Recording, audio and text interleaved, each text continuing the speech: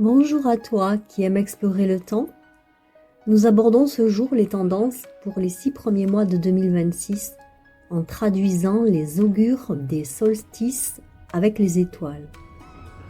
J'utilise les données sidérales avec les mesures Fagan-Bradley, ainsi que les nakshatras, soit les étoiles. J'ai titré ce podcast « De la passion à la compassion ». Le solstice d'hiver, c'est dimanche 21 décembre 2025 à 16h03, heure de Paris.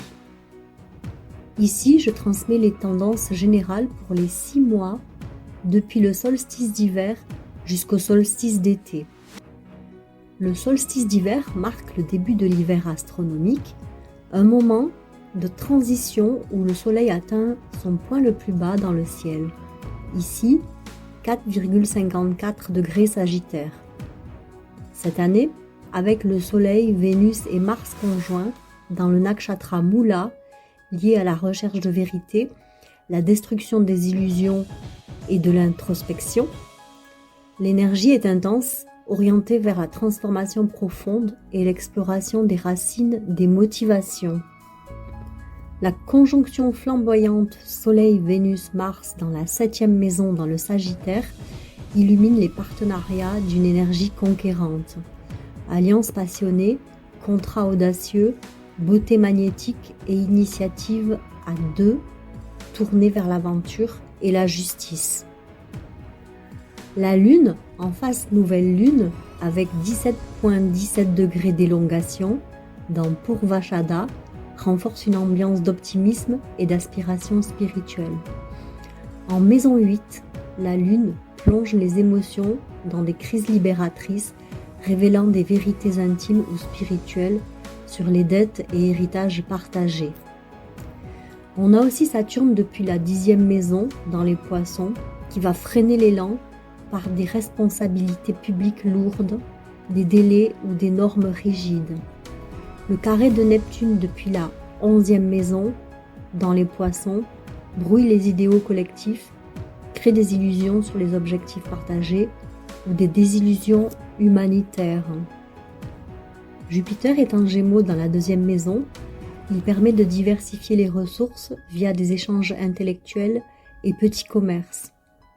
L'ascendant est à 23 degrés Taureau dans le nakshatra Rohini.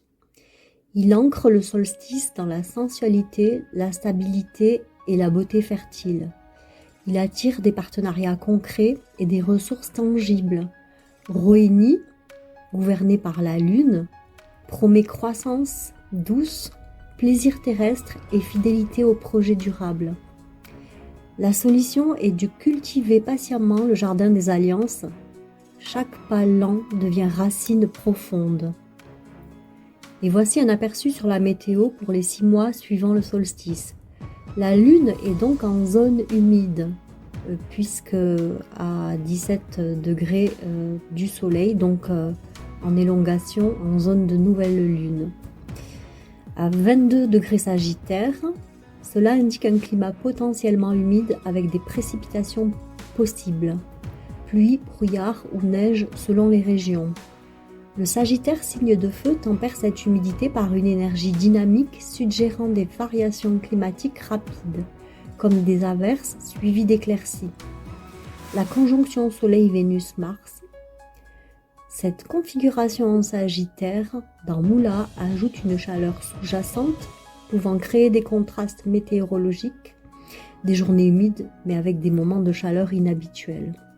Saturne, avec Neptune depuis les Poissons, font un carré au Soleil. Saturne et Neptune renforcent l'humidité avec un risque d'inondation ou de conditions météorologiques instables, surtout en raison de la conjonction Saturne-Neptune qui évoque des brouillards ou des tempêtes diffuses. Jupiter rétrograde en Gémeaux. Jupiter en trigone avec Saturne favorise une recherche de solutions collectives. Mais avec sa rétrogradation, cela indique des retards ou des révisions dans les projets sociaux ou éducatifs. Punarvasu apporte une énergie de renouveau, mais avec des hésitations. Le trigone de nos 2 mastodontes se fera de façon bien nette dans le courant du mois d'août 2026 dans l'axe Cancer-Poisson. Cela favorisera une harmonie entre expansion et discipline. Très bon pour les projets long terme, surtout dans des contextes nourriciers et protecteurs. Mais ça, c'est pour plus tard. Ce sera au mois d'août. Une période de tension idéologique, de révélation et de transformation sociale avec des mélanges d'optimisme et de désillusion se fait jour ou continue. Les mouvements collectifs pourraient être motivés par des idéaux élevés, mais risquent de se heurter à des réalités pratiques. Maintenant, je vais croiser les données avec le solstice d'été du dimanche 21 juin 2026 à 10h24, heure de Paris. Cet instant marque l'aboutissement du destin solaire. On est parti du point le plus bas pour arriver au point le plus haut du soleil. Ce qui va se concrétiser. Le soleil sera à 4 degrés Gémeaux dans le nakshatra Mrigashira, dans la 11e maison. Mrigashira, symbolisé par une tête de cerf, c'est le feu relationnel de l'hiver qui se mue en réseau curieux, mobile, humanitaire. Mrigashira, c'est la forêt, la source. Les alliances passionnées deviennent cercles d'amis voyageant vers un idéal commun. Le soleil fait un sextile au nœud sud et un trigone au nœud nord. Le duo est dissous dans un collectif léger et fertile. La quête du Sagittaire Moula, qui représente aussi la capitale, le mène à la forêt Mrigashira pour se ressourcer. Cette fois, cette quête aura commencé avec Mars et Vénus en conjonction, donnant la beauté et la ferveur, mais avec la contrainte de Saturne au sommet depuis les Poissons, ce qui a eu pour effet de dissoudre le duo pour former un cercle d'amis. Toutefois, je précise aussi que ce scénario peut ne pas avoir lieu pour ceux qui ont de bons aspects à l'emplacement de la lune d'hiver, car cela aura permis de trouver des ressources cachées utiles à la quête initiale. Ensuite, on a Jupiter à 3 degrés Cancer dans Punarvasu, dans la 12e maison.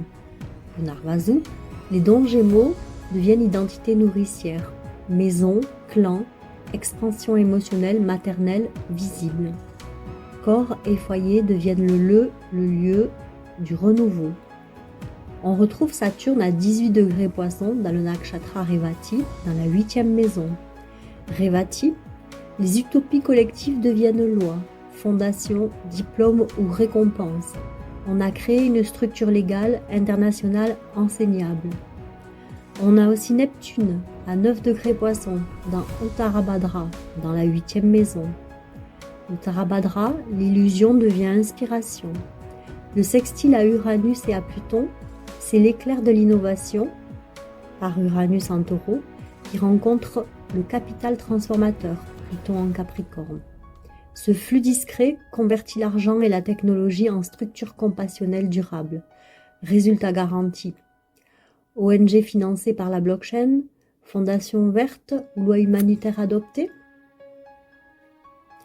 Cette fois, les solstices se produisent un dimanche, jour du soleil. Je ne sais pas toi, mais moi j'y vois un bon augure.